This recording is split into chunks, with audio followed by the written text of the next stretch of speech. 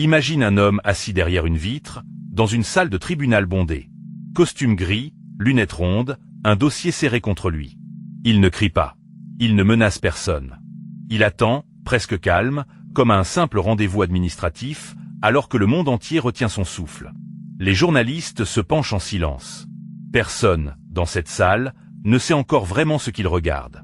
Ce jour-là, en 1961, une philosophe s'installe au premier rang. Elle s'attend à croiser un monstre, un visage marqué par la haine. Elle va découvrir tout autre chose, quelque chose de bien plus dérangeant et de bien plus proche de nous. Elle est philosophe. Elle a fui l'Allemagne nazie des années plus tôt. Et si les pires horreurs de l'histoire n'exigeaient pas des monstres exceptionnels, ni des démons hors normes, et si elle ne demandait, en réalité, que des gens ordinaires qui cessent, un jour, de réfléchir? Cette question va bouleverser notre façon de comprendre le mal, pour toujours. Cette femme s'appelle Hannah Arendt. Pour comprendre ce qu'elle observe ce jour-là, dans cette salle de Jérusalem, il faut d'abord remonter des années en arrière, jusqu'à l'Europe qu'elle a dû fuir. Ce que Hannah Arendt a vécu avant ce procès explique tout ce qui va suivre. Hannah Arendt naît en Allemagne en 1906, dans une famille juive assimilée. Jeune femme brillante, elle étudie la philosophie auprès de maîtres reconnus, dans un pays qui se croit encore civilisé. Elle publiera plus tard un livre majeur sur les origines du totalitarisme, fruit de cette formation. 1933. Hitler prend le pouvoir. Arendt est arrêtée brièvement par la Gestapo pour avoir aidé à documenter la propagande antisémite qui gagne le pays. À sa libération, elle comprend une chose, il faut partir, et vite. Ses amis, ses proches, disparaissent les uns après les autres autour d'elle. Commence alors une longue traversée. Apatride, sans papier valable pendant des années, elle passe par Paris, puis par un camp d'internement en France, avant de rejoindre enfin les États-Unis, comme des milliers d'autres exilés. Chaque frontière franchie est une victoire arrachée à la peur. Elle n'écrit donc pas depuis une tour d'ivoire, à l'abri des événements. Elle écrit depuis la fuite, la perte, l'incertitude permanente. Pour elle, le totalitarisme n'est pas un objet d'étude abstrait, c'est une expérience vécue. Elle sait, dans sa chair, ce que signifie perdre sa patrie, sa langue, ses repères. Alors quand, en 1961, un magazine américain lui propose de couvrir le procès d'un ancien officier nazi à Jérusalem, elle accepte sans hésiter. Elle pense déjà savoir ce qu'elle va trouver derrière cette vitre. Elle ignore encore que ce voyage va changer sa vie, et notre regard sur l'histoire. Adolf Eichmann a organisé, avec une efficacité redoutable, la logistique de la déportation de millions de Juifs vers les camps d'extermination. Capturé en Argentine par les services israéliens, il est jugé à Jérusalem pour crimes contre l'humanité. Pendant des années, il vit sous une fausse identité, loin de toute inquiétude. Arendt s'attend à affronter un être hors norme, habité par une haine visible, presque théâtrale. Ce qu'elle découvre à la place la trouble profondément. Un homme quelconque, qui parle par cliché, qui répète inlassablement les mêmes formules toutes faites. Rien, dans son attitude, ne rappelle les grands criminels jugés à Nuremberg quelques années plus tôt. Il ne dit jamais « je voulais exterminer ». Il dit « j'ai respecté la procédure ». Il ne dit jamais « j'ai haï ces gens ». Il dit simplement « j'ai fait mon travail, j'ai obéi aux ordres ». Ces phrases reviennent sans cesse, comme un refrain appris par cœur, vide de tout remords. Pas d'idéologie flamboyante face au juge. Pas de discours enflammés, pas de fanatisme visible.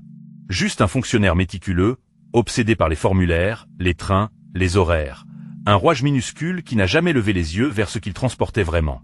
Arendt cherche la profondeur du mal, et ne trouve, derrière la vitre, qu'un vide étrange. De ce silence-là, de ce vide sidérant derrière la vitre, Arendt tire une phrase qui va la hanter pour le reste de sa vie, et qui va scandaliser une partie du monde qui attendait un monstre, pas un employé de bureau. Cette phrase, elle va la publier, et rien ne sera plus jamais comme avant.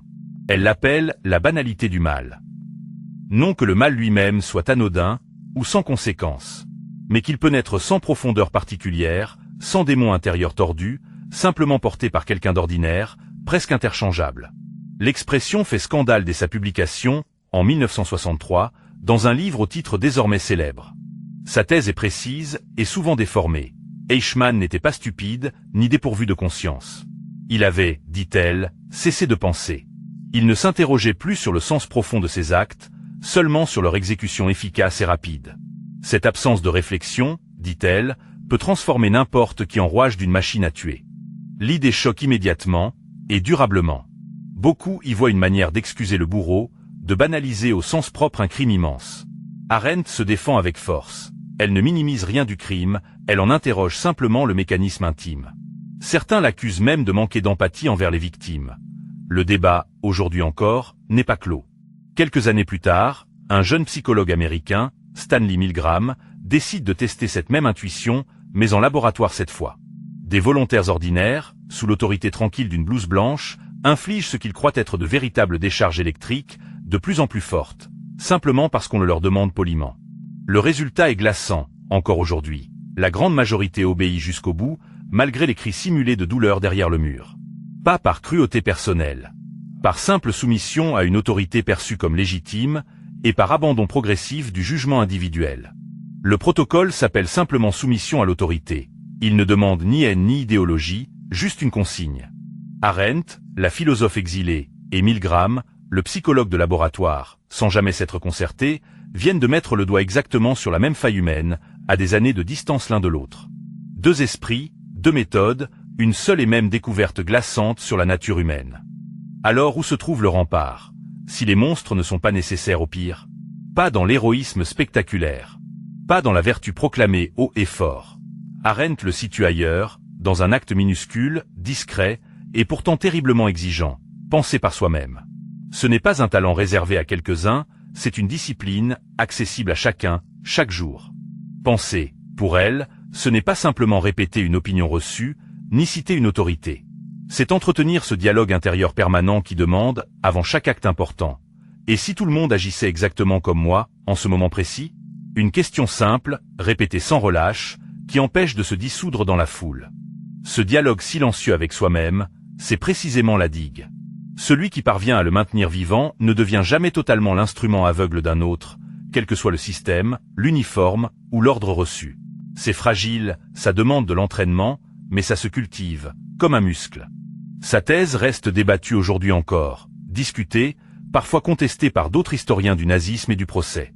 Mais la question fondamentale qu'elle pose, elle, n'a pas vieilli d'un seul jour depuis Jérusalem. Elle reste, aujourd'hui encore, une des voies les plus citées pour penser les crimes de masse. Alors la vraie question n'est pas de savoir si tu es, toi, quelqu'un de fondamentalement bien.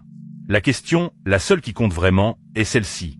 À quel moment, cette semaine encore, as-tu cessé de réfléchir pour simplement obéir, sans te poser de questions ?